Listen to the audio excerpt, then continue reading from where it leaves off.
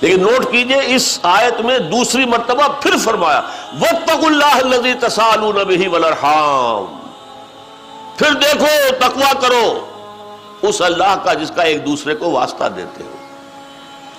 اس قدر پیاری انداز ہے، فقیر مانگتا ہے تو اللہ کے نام پر۔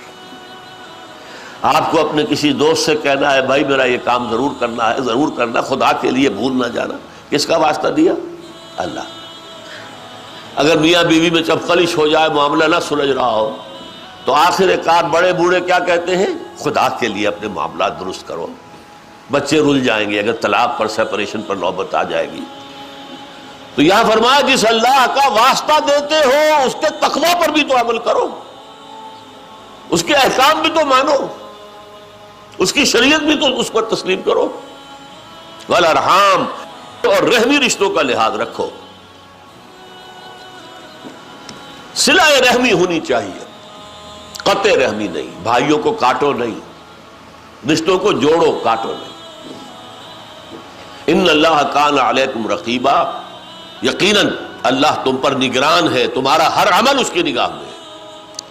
چاہے تم نے دروازے بند کر دیے، کھڑکیاں بند کر دی، پردے ڈال دیے، کوئی آنکھ دیکھنے والی نہیں ہے، ایک آنکھ دیکھ رہی ہے۔ ہوا معکم اینما کنتم، جہاں ہوتے ہو وہ اللہ موجود ہوتا ہے تمہارے ساتھ، تمہارا کوئی عمل اس کی نگاہوں سے چھپا ہوا نہیں۔ دو آیتیں ہیں سورہ احزاب کی، پھر دیکھیے وہی بات، یا ایھا الذین آمنوا اتقوا اللہ، اہل ایمان اللہ کا تقوی اختیار کرو، وقولوا قولا سدیدا، اور زبان سے بات وہ نکالو جو صحیح ہو۔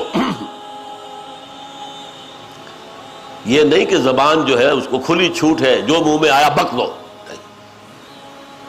جسے ہم کہتے ہیں پہلے تولو پھر بولو۔ سیلف سینسر ہونا چاہیے کہ آیا مجھے یہ چیز کہنے کا حق حاصل ہے یا نہیں ہے، سوچ لو، پہلے جواب دہی کرنی پڑے گی۔ ایک حدیث میں آیا ہے کہ جہنم میں اوندے منہ گرائے جانے والوں میں اکثریت وہ ہوگی جو اپنے زبان کے گناہوں کی وجہ سے عذاب میں مبتلا کی جائے۔ حسائد السنہ اس کو کہا ہے حدیث میں۔ حسائد جمع حسید کی، فصل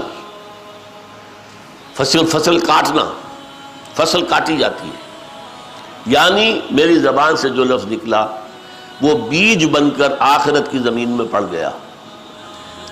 اگر وہ اچھا لفظ تھا تو ایک لہلہاتا ہوا پودا مجھے ملے گا، وہ پھول کا ہو، پھل کا ہو، اور برا تھا تو جھاڑی ایک جو ہے، اس جھاڑی کے اندر جس میں کہ زہریلے کانٹے ہوں گے وہ کاٹنی پڑے گی۔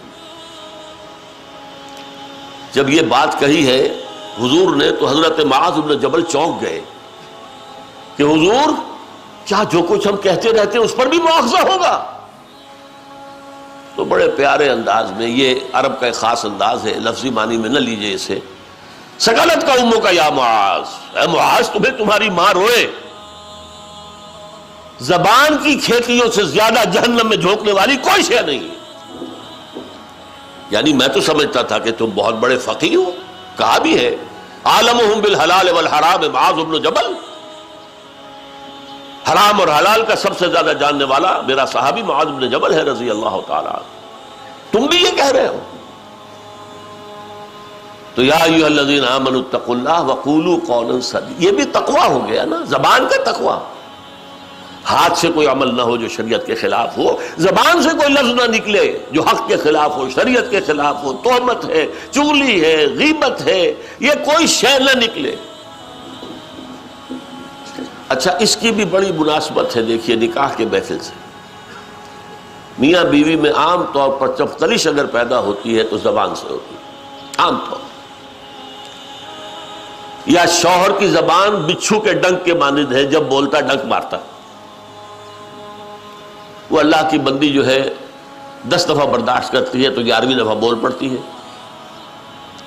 تو وہ جو تالی 2 ہاتھوں سے بجتی ہے وہ شروع ہو گئی، لڑائی جھگڑا شروع ہو گئی۔ یا لڑکی زبان دراز ہے،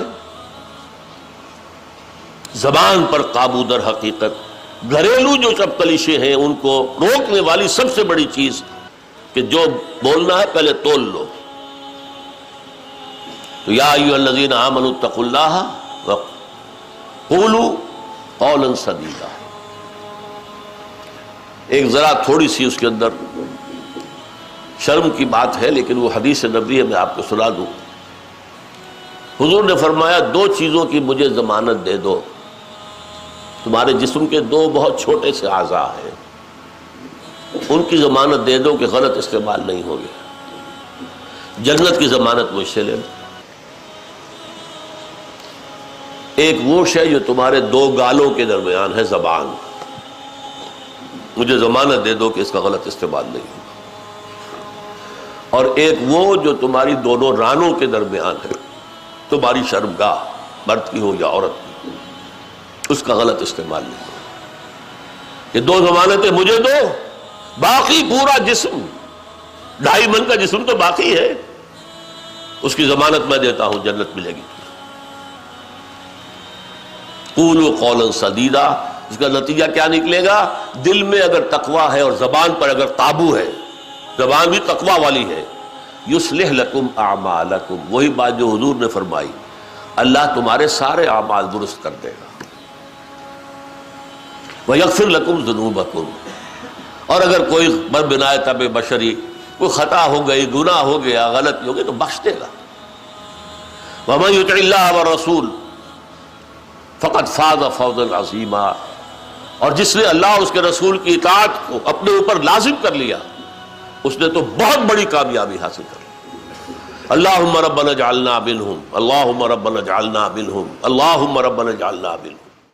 هي الحلقات تحفظني بآيات من القرآن، هي الحلقات تملأني بحب المصطفى العدنان.